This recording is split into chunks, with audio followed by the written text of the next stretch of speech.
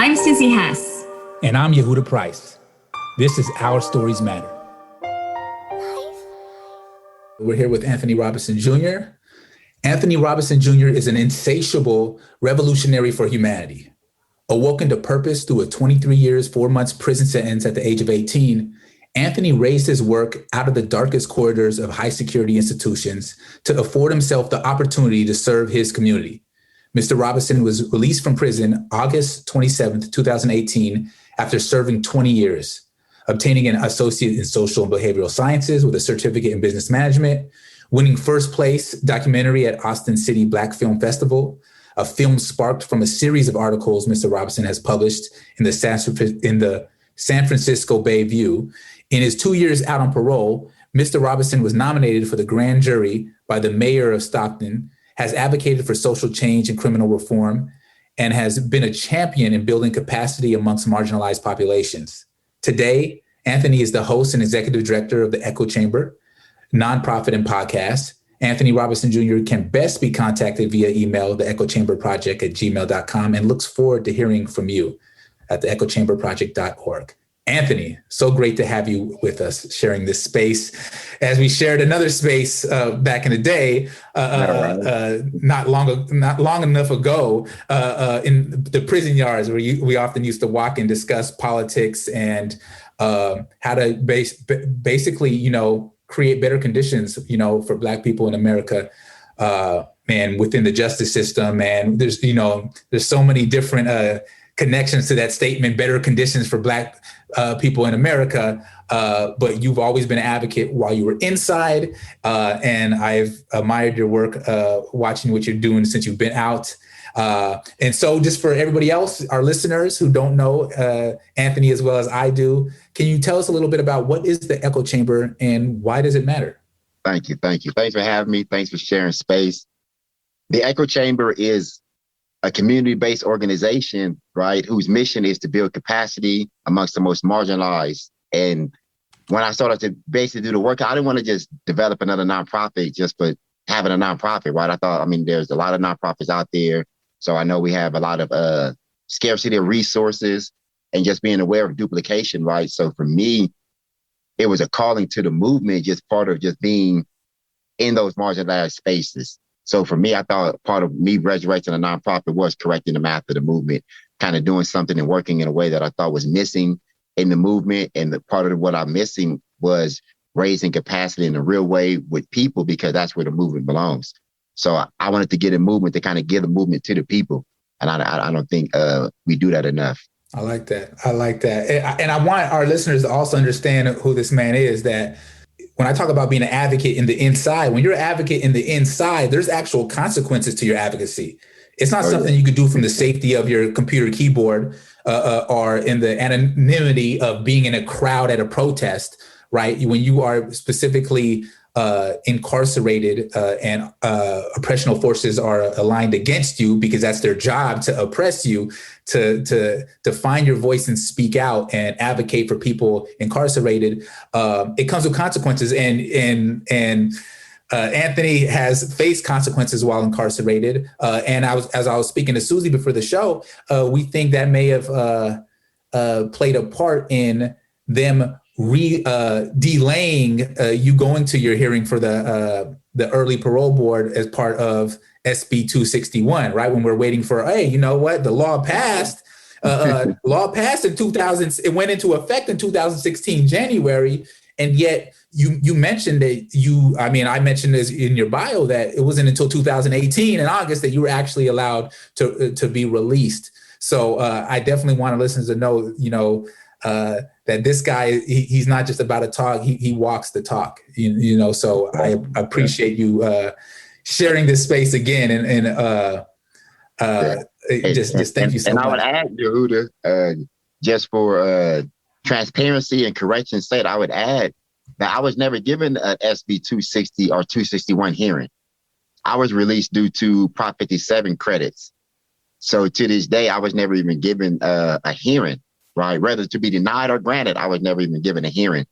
Can you tell the listeners and me the breakdown of what that means? Well, SB 260 and 261 allow the court to recognize that we had committed our crimes so young that there was aspects of our brain that was not developed. So we couldn't take full responsibility, right? Per science, like this is science that they've been had, but somehow science had kind of messed with law, and law figured out to agree with science for whatever political angle or purpose, right? So the point being, I went to fire camp. I was trained for fire camp. I had given a chrono. And because if I was sent to the camp or even had the hearing, I would have been released 2 years ago prior to when I was actually released, right? So I actually did probably 2 years to 3 years in prison, longer than my credit, my behavior, my rehabilitation had kind of earned me access to kind of get out of, or at least speak on my own behalf at the hearing. And I was wow. And was that connected or probably due to your bravery in terms of your activism and rising up while you were inside? Oh yeah, it was definitely. Yeah, I was told by STG officers actually that if it hadn't been for my writings in the San Francisco Bay View, I would have been home probably years ago. And actually, due to my writings, they were intentionally trying to validate me and put me in the shoes so I would never be released to the community. Whoa! And what can you tell us? What were the writings that you received punishment / consequences for? Actually, the articles that I got published in the Bay View because they recognized that the Bay View had such an intense readership amongst the California prison population and also throughout the state, other prisons, right? I remember being in Mississippi and a lieutenant came back from Angola in Louisiana. And he said, Robinson, the brothers in Angola, they send their love to you. And I'm like, well, with all due respect, it must be another Robinson because I don't know anyone in Angola. And he said, nah. He said, the brothers on the corridor, they read your articles in the Bay View. They say your articles keep them lifted up and give them light. They said they wanted to send. They said when they found out I worked in Mississippi with you, the first thing they asked me was, do you know Anthony Robinson? And for me, that was impactful because I was like, the power of writing and power of like advocacy, we become bridges to each other, even though we don't even see each other across these landscapes and in these environments. Whoa, that is hella deep that you were empowering others in different prisons from your writings of your truth. Yeah. Just exposing what the prison conditions was. And like I say, a prison is a prison is a prison. So I think just through the writings, they began to recognize that, hey, although he's not describing Angola, he's advocating for Angola. When he's describing places like High Desert, when he's describing places like Tutwiler, Oklahoma, or Mississippi, Sayre, Oklahoma, right? And just the conditions of being incarcerated and just the mentality, right? So I think a lot of times we were able to draw strength, and I drew strength reading other prisoners' writings in the South. It gave me strength, right? So I think I was able to contribute in writing and kind of return some of that strength to the pool of humanity. And I've always been grateful for the Bay View for that. Yeah. And for our listeners who doesn't know who you were referring to when they had that discussion with you to punish you, we're talking about we call them Goon Squad, but it's their internal investigating unit that they use in there. And, they can investigate maybe corruption by other correction officers. They do that sometimes. But a lot of what they do is try to find ways to lock up people within the prison. So you're in prison, but that's how you get those, a lot of those indeterminate shoes where you just ice somebody out because they have too much influence or they feel you have too much influence. And so that's a easy way for them to somehow, to tamp down any sort of, political dissension or just, quieting those voices. So those voices aren't getting out. So there's so many voices that could just amplify the conditions in California prisons and prisons throughout the country. But you have these internal investigation units under the guise of protecting the public or protecting institutional safety, really just kind of quieting the voices, the voices that are really just trying to speak truth to light, in those particular conditions. And Anthony, so me, highlighting your advocacy in prison and then seeing all the advocacy you're doing out here, right? And you were doing the advocacy regardless of the consequences. So I wonder, what is the why for doing the work you do? For me, the why is just experience, man. I think the why is really, like I say, correcting the math of the movement. And not to say like I have all the answers or like the movement is all wrong. Like, no, it's a lot of good in movement.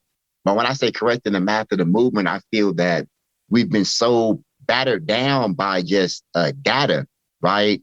humanity and the movement has been replaced by data to where we're not even offered truth. So the truth of our experience, like I tell people, I've been an advocate since I've been born. I'm born in a marginalized city like Stockton, California. I grew up in foster youth. I went through every vein that the institutions or systems had for me before the age of 12. So statistically, it was no wonder that I was in prison by the age of 18, right? School to prison pipeline. But when I got out, my experience was like, I've been advocating. I've been telling folks about my experience. I've been telling folks about the corruption.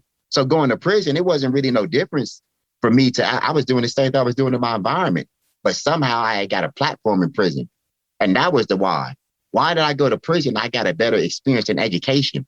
I found a better love of camaraderie. I found a better brotherhood than what's out here on the streets. So that confounded me, right? But it also motivated me to recognize that, oh, there can be hope. There can be movement. I can do some good. I can contribute just to a different way. I just add to the movement, right? So like that's just my undercurrent of that's what motivates me. And I always say that like I wouldn't just start at the echo chamber just to put another nonprofit out there and say that, hey, I'm an AD, I did that.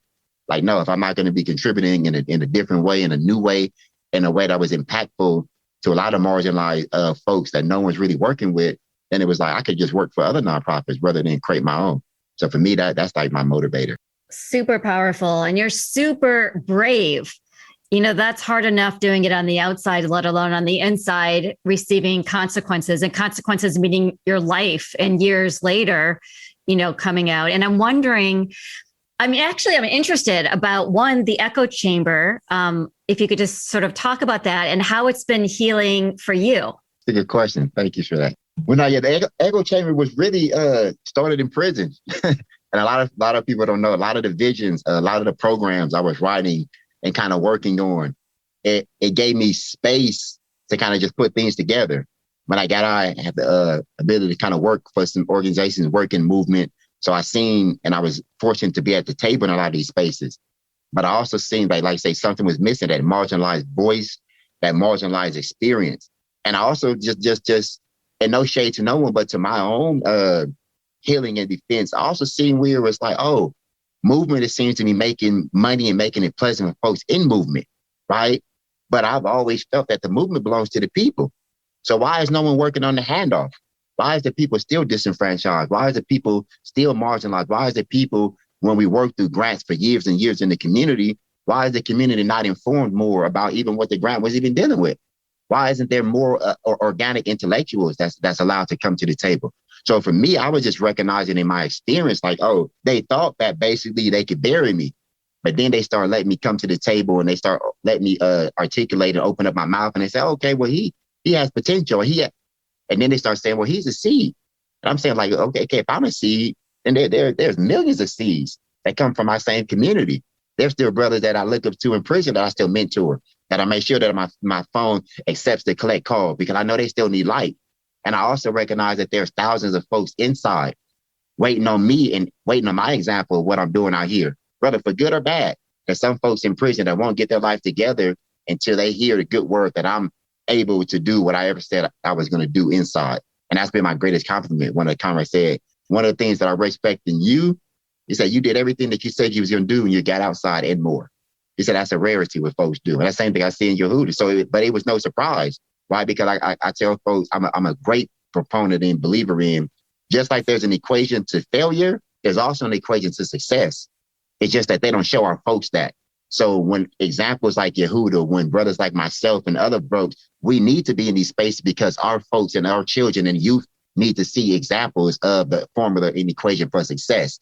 The media and the city and the community seems to be pushing the example of failure too much on our kids. We know how to go to prison. We know how to get killed before we're 16 and 18 and 21. We know how to get locked up. We know about the trauma. We know how to become drunk. We know, right? That's the equation for failure.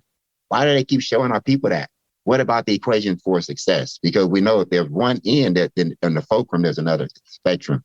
Wow, that's super, super powerful. Yes, and it's changing the paradigm, right, within the media. And I was watching something last night and a woman said, well, he didn't look like he would be doing this. And then I was thinking, well, what does that person look like? He was white. The person was white. So you are obviously saying that they would be black or brown, you know, and then I think the same thing with Yehuda, but just as we're talking about you, like your bravery now and your passion now, my guess is that that's who you always were.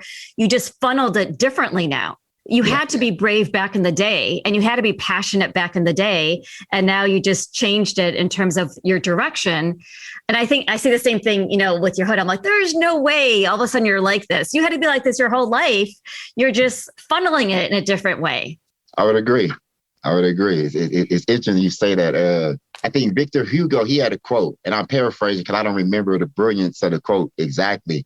But he said, if you put a soul in darkness, right? If you place a soul in darkness, then of course there's going to be all type of behavior issue. There's going to be disparity. There's going to be harm. If people are going to hurt people, right? And they say what happens in a society is the folks that are put into the darkness are placed in the darkness. We're getting the bad shit in the end. We're getting the blame. We're getting the fingers pointed at us. But the folks that are putting us in the darkness, they're not getting any blame, right? They're getting a clean slate because such of the attention is in the folks that's already placed in the darkness. Now, I do believe in personal accountability. I believe in responsibility. I believe in self-initiative, all that, right? And I also teach that. But I also believe in intentional redlining. I also believe in systemic issues like exploitation. And I also believe that these things makes it more challenging in that darkness, right, for us to feast and become vampires on each other. And that's what you see in a lot of these marginalized spaces and a lot of these ghetto areas, right? And then, of course, they profit off of coming and locking us up on top of placing us in those situations. Whoa. Yeah.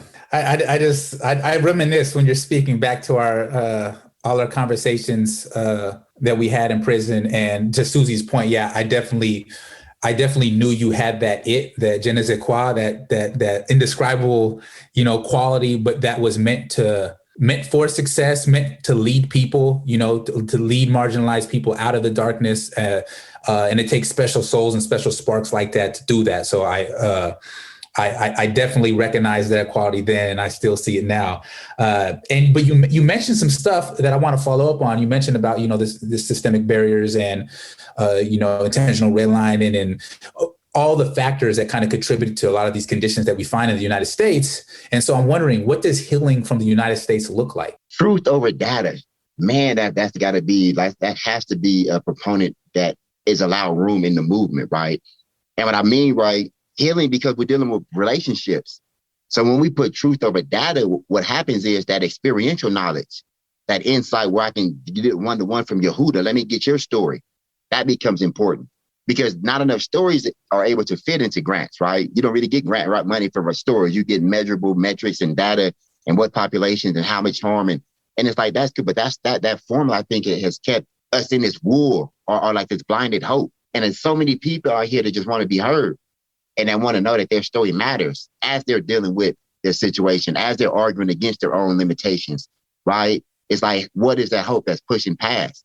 And I think also in a state like California, one of the things that we're working heavily on in the echo chamber is just the homeless situation in California, right? One of the most dastardly situations that ever comes to mind, because California is the 5th largest economy in the world. The 5th largest economy in the world has no right to have a homeless population, period. So one of the things that I feel that the movement is really lacking, just that truth to stand up and be like, man, shelter as a human right, and be unapologetic about that until we get it. 100%. So for you, I'm wondering, and we were actually talking about this morning, that, finding purpose in what we went through. And so I'm wondering, what does it mean to address trauma through the echo chamber in terms of for you and for others, for listeners? It's I think the quintessential form of healing. One of the things that Yehuda can attest to in a lot of our conversations, I was grateful for back then, the experience that I had in prison, for everything it was, for all the trauma, for all the retaliation, right? For all the hate that I felt, right? Like because I'm a real energy feeling person, right? And real, somewhat emphatic. But for all that, what prison gave me and taught me was the ability to concentrate my focus in my purpose, right? One of the things that I understood, I began to recognize that I was sent to prison to unfold my purpose with that experience. And in recognizing that, the echo chamber heals through those same transformative learning opportunities. Transformative justice, one, recognizing that, hey, man, we're going to commit harm because we haven't responsibly and positively responded to harm. we continue to perpetuate harm through our society because we're so adamant about punishing harm, and you can't basically have someone accountable just to punishment. Accountability is an introspective, reflective. So the transformative process is not even allowed in the judicial process. So the echo chamber recognizes that first and foremost. That right there seems to be absurd. So we recognize circling up, transformative circles, relationship building as those aspects of healing. We recognize service as also an aspect of healing. Because like I say, we are born into the political experience that demand that we advocate for ourselves. The mother who has to advocate for her child because the teacher is having basically an isolated incident of not giving the child the learning abilities at the same equal access for whatever reason as other children. That's advocacy. And that advocacy should be just as important in movement, right, as we get credit for what we're doing in movement. And I think that's to my point. Those of us in movement, as great as what our reasons for being is, I think one of the things we can be reminded of is the movement belongs to the people. It doesn't belong to us. Because we're privileged to work in the movement on behalf of the people, that's a privilege. So everything that we do, or at least I try to always think of how can we basically build capacity with the people in such a way to recognize that, hey, the movement belongs to you, but in that belonging, you also have a responsibility and accountability, right? You have to train up. You have to raise your consciousness. You have to be researching. Let's start some book clubs, right? So we can research and be studying up, right? So we can model that for the children. So we can model that for the youth, right? So there's so many layers because there's so many layers of abuse and trauma, right? Even when we think we have it figured out in 80% of the area, that 20% that we don't deal with mesh up the whole movement or our whole project. So we believe in transformative justice because we recognize that, hey, harms are going to be committed, but when a harm is committed, how we circle up and how we go through the process of addressing that so that same harm is less likely to perpetuate it in our communities, right? I think from there, we begin to be onto something as opposed to just punishing it and then allowing the criminality to just transform in another aggressive state. And no one really gets a lesson. No one gets heard. Even the victims never really get heard truly. Right. I mean, the power, you're saying so many powerful things, but one, hope is liberating and healing is liberating. And I always think, the powers that be don't want us to heal or don't want us to have hope. And it just sounds like you are giving so much hope and healing, like to self and within the community, and the power of the community informing us, and us meaning like whether it's service providers, academics, versus academia, service providers, organizations, informing the community what they need, because they don't know. It's what we need to listen. And that's what it sounds like you're doing. Yeah, no, definitely. Yeah, there was shot. We went to, and we didn't know, like I said, I didn't have all the answers figured out. But even when we went and we started the Echo Chamber Project and we out there with pamphlets and we're showing, and we went into the areas where folks didn't really want to go. Oh, the homeless people, they're over in the showers and the levees and they're in Mormon sloughs and we went in there and we just started building capacity, right? And we set up different feedings, but we're feeding and we're there for 2, 3, 4 hours. Because we're not just here to give you a bag and go. We're trying to build a relationship. What's your story? How's it going? What can we do? We don't have much either, but what can we do? So we just start building up from there. And then we start in the relationship. It informed us the work. So now everyone's excited about the weekend project as far as the work. And I'm like, oh, it's interesting, right? Because the opportunity was always there. We just allowed us to be informed about the relationship in the work. And I was excited about that. Whoa, I love that. And, we're wired to be in connection. And so, I had this conversation with a few females who were formerly incarcerated, and they said, hey, let's do a presentation on the impact of not having relationships inside. And I was learning so much of what does that even mean? And if we're wired to be in connection, if that's what helps healing, and that's not what is allowed when you're inside, that goes against biology. I like how you describe what you're talking about, the create the relationship, as opposed to looking at, these different marginalized populations. Like maybe I could do some charity. Maybe I could but no, there's a relationship. I am one with you. I'm with the most downtrodden in our society because that's what the community is about. So I definitely like and appreciate that particular approach. And so I'm wondering, just connected to that community part, how do you see community healing? How do you see community healing as political? the same ecosystem organizing that I described, it's all in one, right? The same way that we have to advocate just through the existence of our lives, right? Like I said, the same way that we have to be in these areas, in these communities, lower economic, marginalized spaces, the projects, the ghettos, and we got to figure it out. We got to figure it out because they're not trickling down no resources.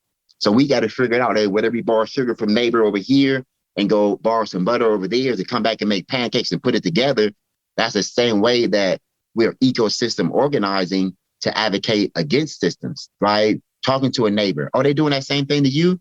Oh, okay. Oh, they oppressing you too. So the whole community kind of gets together and say, okay, what can be done about that? Right. So they call the school.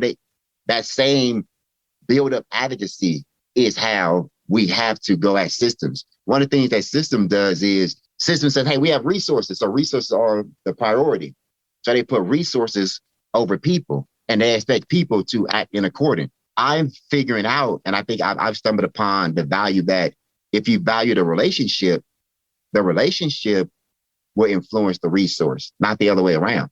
If I have a relationship with you as more any resource that I have, you're going to be more trusting of the resource, as opposed to I'm trying to sell you a resource and I have no relationship with you. And that's where it becomes political. They don't want us to have the relationship component because the collective organizing is the biggest thing. Nonprofits in their inceptions, right? When I'm thinking about going even far as back as Marcus Messiah Garvey, right? Nonprofits in the beginning were membership based, right? Now we've become so, I would say, so aloof from ourselves, right? And just even remembering and organizing, most nonprofit now is grant funded. So it's a systemic, so we have to wait on systems. And this is the position we put ourselves in, right? If we can be respectfully accountable and honest with ourselves. The echo chamber, one of the things we're trying to also break the mold, because it took a while to kind of realize that in doing the work, like, oh, we'll never get to where we're trying to get, depending on funders, right? As much as their philanthropy, and much as the help, no worries. The movement belongs to the people. So why not start there? So we're trying to go back to membership funding. If we're really going to be transformative, if we're really going to be honest and recognize the movement belongs to the people, then we need to work with the people and allow them to all access and entries of it. So we're even thinking about even in our board, having the same thing as having it collectively collaborative from the board.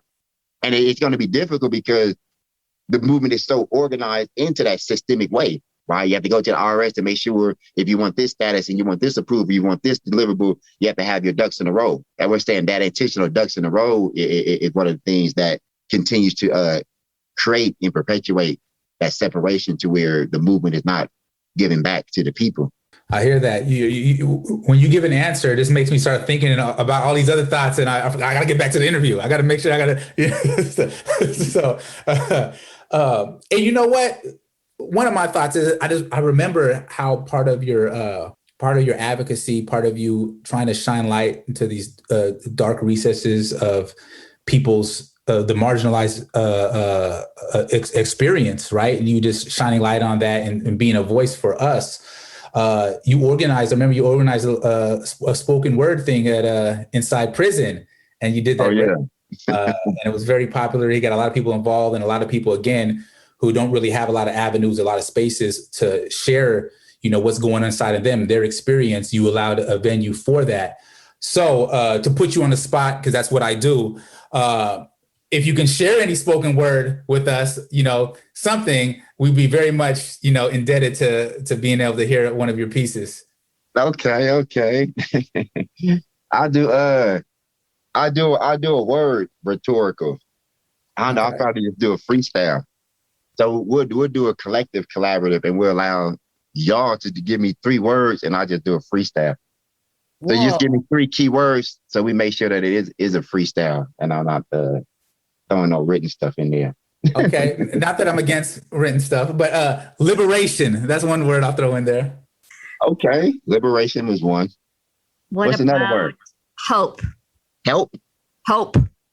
Liberation and hope. Okay. And connected to all that, I would just say abolition. Abolition, liberation, hope. All right, here we go. And I tell you that just real quick before I start, it's interesting, right? I tell folks the more that I'm closely connected to being in purpose, on purpose, and reaching my vision, the more that something about my ability to freestyle has kind of seemed to be opened up and being like somewhat okay. I don't know. It's just something I've been trying to connect with. But we got abolition, liberation, and hope. All right, let's try to go. I was on a roll. I was on a roll trying to hold my hope. I was on a roll. I was on a roll trying to hold my hope. Abolition and liberation grow. Abolition and liberation grow. Abolition and liberation grow. On the road trying to hold my hope. On the road trying to extend my soul. On the road trying to know my goals. On the road trying to experience my flow. Experience my flow. Abolition and hope. For my brothers and sisters behind bars, behind rope. Just remember that for Yehuda in the podcast and the echo, there's always hope, because the reason that we out here moving the way we go is so that we can open up the door. Like Mumuma Buyabu said, on the move, on the go. And if you're a human being and you're a skeleton with no marginalization in your soul, then I would ask you, why in California we got people living outside in the cold, on the floor? What environment? Society still lying in, trying in. Truth is deserved in the movement, more valuable than data research and evolution. If it's real about abolition, then we have to get rid of parole violations, because parole was one reason that feeds the imprisonment. Recidivism over 65% in California. That's ridiculous. Fifth wealthiest nation in the world. Seems to be intentional. Hope my soul. I'ma leave my road and I'ma hope my soul. Liberation and abolition. On the road, here we go. Hope my soul. Hold on to the ropes. People don't let go. Abolition and hope. Liberation for the soul. Don't lose sight of your goals. Let's go. Hope my soul. Abolition and hope. I'm going to leave you with that. Thank you. Freestyle Thank you. Sunday. And yeah, I definitely appreciate that. And I hope our listeners appreciate that. Again, they're not just lyrics. Okay. That's an expression of somebody's soul who's encountered the system, who's fought against the system, who has risen from out of the system's traps and is, shedding light, like Harriet Tubman, get more of us out of that particular, constraints that the system is locking us in or trying to lock us in. Right. So I appreciate that, my brother. And for everybody else who appreciated that and appreciated this interview, I want to know, what action steps can listeners begin to take if they would like to get involved with the Echo Chamber? Oh, please, because I've been remiss and I've not ever stated it. And people's like, man, why you have to promote the work. You can't. So I'm getting in the habit of that, right? That doing the work. Like, one of the things that I'm very hard of doing is explaining myself in the work. And I'm just like doing. But I would be remiss if I didn't ask for support, because one of the things that we're doing as of the date, and I'm not saying that it would in perpetuity, but all grants that we've received thus far, 100% have gone to employing and hiring the homeless folks to do the work, that marginalize and organize them out of that situation. So I would ask that folks to support. Please text 10 for 10 pledge to 50155. What that does, from that donation, we're asking for $10 a month. If you can do it $10 a month for a year, that is a 10 for 10 pledge right there. And with that pledge, we pledge to you to, like I say, continue to hire directly with those funds, marginalized, homeless folks, formerly incarcerated folks, so that they can do the work. Amazing. And we will be sending out a newsletter at the same time that your episode is being released, and we'll add all of that information. So I'm so grateful for who you are and bringing art and music and truth and authenticity and relationship to this work. And I'm wondering what it was like for you to tell your story today. It was a great space, great energy. And I think it was beyond just an opportunity to tell the story, right? Because for me, it was a double bullseye lens, right? As I'm privileged to share the space, I'm also privileged to celebrate in the brother Yehuda's experiences and also successes. I remember when he first had made a success in transition into USC and going to his journey to get the degree and to get right. And like I say, I knew because every time that I'm in proximity with a comrade that I was experienced with inside, and I'm out here and I'm able to watch their success, what that does for me is motivate the equation. Like I told you, there's an equation to success. There is a formula to success. And what happens is you have all these formerly incarcerated brothers and sisters getting out here, and the movement has just allowed these prizes, right? And rather than setting them up a platform to lead that model of transitional thinking, right? From criminal behavior, criminal thinking to a more rehabilitative, pro-social thinking, right? Folks need that out here. The movement has stepped back and allowed folks to kind of just make it however they can. If we're able to surface or rise to the top, albeit. Now there should be more support for that. Not necessarily support for me, support for because that example is the most evidence-based that you could ever bring to the forefront of every tabletop conversation or situation. So that was the most successful thing for me to, although the interview was about me, but I recognize because as you say, we had conversations inside. We're not just getting on some podcast and like making it 2 weeks. No, we was in prison for, and I was for as happy, although SB 260 overlooked me, it allowed the brother to be home earlier, right? So we share and we live vicariously in our successes because we had to live vicariously in the traumas and struggles. So for those of us that rise up and wise up, we might as well live vicariously in our successes and continue to leave the door open and continue to, because we are the Underground Railroad, right? Figuratively and literally, it's symbolic. Every progress that comes out here adds to the track and allows folks to kind of get on board to that freedom train. I mean, that was awesome. You closed it with an awesome analogy. I can't even really say anything after that. So I'm just going to be quiet over here. Oh my God, Anthony, your words are so powerful. And it's funny because, you know, at USC, I have been, how do I say this? I have been encouraging that we include community-based interventions, not evidence-based interventions, because evidence-based interventions are not talking with the community. Yeah. But what has been working for the community? And that goes back to the community informing us, which is what you're doing, which is what the echo chamber is doing. And yeah, I mean, your poetry, you're poetic justice. And I appreciate you. Thank you. Thank you. Thanks for having me. Thanks for sharing this space with it, bro. Hopefully, knowing we're in a lot of the same spaces, hopefully we connect with each other on some more projects going forward in the future. I appreciate you sharing this time with us. Definitely, and it just to look back at where we came from, remembering those conversations in the yard, trying to figure out strategies to deal with what's problems going on in America, what's going on in the system, and what's going on with our own lives. Like, how do they just passed this law, but what does it mean to us? And a lot of times these laws pass and people just don't know how to connect with that law's passage to their own situation. And so they kind of just in the back burner. And then there's those like you who knew how to connect it, but we're still meeting that wall, that force actively trying to dissuade you from getting the sort of liberation that you deserved under the new law. So I just remember back to those conversations, to those experiences. And it's humbling, and it makes me appreciate this moment right now that I've shared with you digitally through a non-contraband Zoom account. Right.